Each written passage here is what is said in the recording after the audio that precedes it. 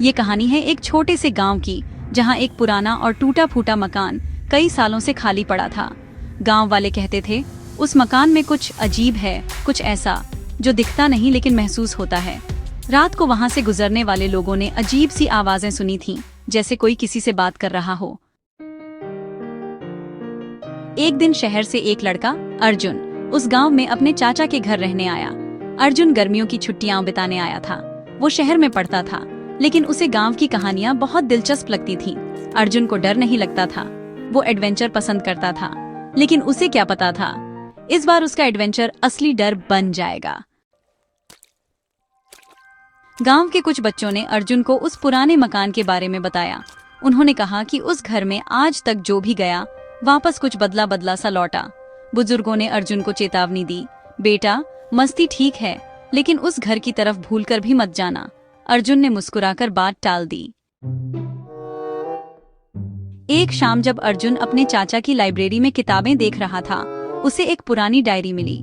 उसमें उसी मकान की तस्वीरें और एक नक्शा था, जिसमें उस मकान का हर कोना बना हुआ था। अर्जुन को लगा ये तो परफेक्ट मौका है एक रोमांचक खोज का। अर्जुन ने अगले दिन की योजना बनाई। अपने मोबाइल की टॉर्च, पावर बैंक, एक कैमरा और थोड़ा पानी लेकर वो निकल पड़ा उस खंडहर की ओर। दोपहर की धूप में मकान कम डरावना लग रहा था, लेकिन हवा में एक अजीब सी भारीपन थी। घर के अंदर कदम रखते ही जमीन पर पड़ी लकड़ियां चरमराईं। कमरे के कोनों में मकड़ी के जाले और फर्श पर धूल की मोटी परत थी। एक कमरा ऐसा था जिसमें हर दीवार पर किसी पुराने समय की फैमिली फोटो लटकी थी, लेकिन चेहरों पर कालिख पोती हुई थी। घर में एक कमरा ऐसा भी था जो बाहर से बंद था। अर्जुन ने दरवाजे को धक्का दिया तो वो चरचराते हुए खुला। कमरे के बीचों बीच एक बड़ा सा संदूक रखा था। उसकी सतह पर अजीब चिन्ह बने थे, और जैसे ही अर्जुन ने उसे छुआ, एक ठंडी हवा का झोंका पूरे कमरे में फैल गया। संदूक को खोलते ही अंदर से धूल का गुब्बार उठा। अर्जुन ने खांसते हुए अंदर झांका। उसमें एक गुड़िया थी, लेकिन वो कोई आम गुड़िया नहीं थी। उसके कपड़े फटे हुए थे, आंखें काली और गहरी लग रही थीं, और अजीब बात ये थी कि उसकी पलकों पर ताजा खून के धब्बे जैसे निशान थे। गुड़िया को उठाते ही अर्जुन को लगा जैसे किसी ने उसके कान के पास कुछ फुसफुसाया हो। वो पीछे मुड़ा, कोई नहीं था। लेकिन फिर कमरे में धीमी सी हंसी गूंजने लगी, और फिर दीवार पर कुछ शब्द खुद ब खुद लिखने लगे, तू भी अब मेरा है। गुड़िया अचानक जमीन पर गिर गई और अपने आप घूमने लगी। अर्जुन की टॉर्च बंद हो गई और तभी सामने एक परछाई उभरने लगी। वो सफेद साड़ी में एक औरत थी, बिखरे बाल, चेहरे पर गहरे घाव और आंखों से खून बह रहा था।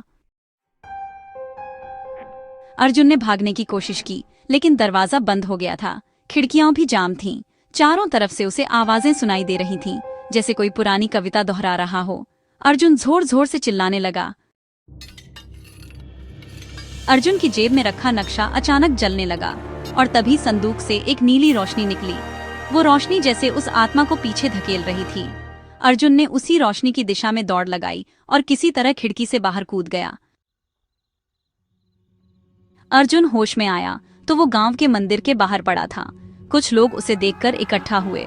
उसकी आंखें लाल थीं, लेकिन धीरे धीरे सब नॉर्मल हो गया। वो किसी को कुछ समझा नहीं पाया, लेकिन अब वो जान चुका था कि कुछ रहस्य ही रहने चाहिए। अर्जुन गांव छोड़कर चला गया, लेकिन जब चाचा ने उसके बैग की सफाई की तो नीचे से वही गुड़िया निकली। अब भी मुस्कुरा रही थी। शायद कहानी अभी खत्म नहीं हुई।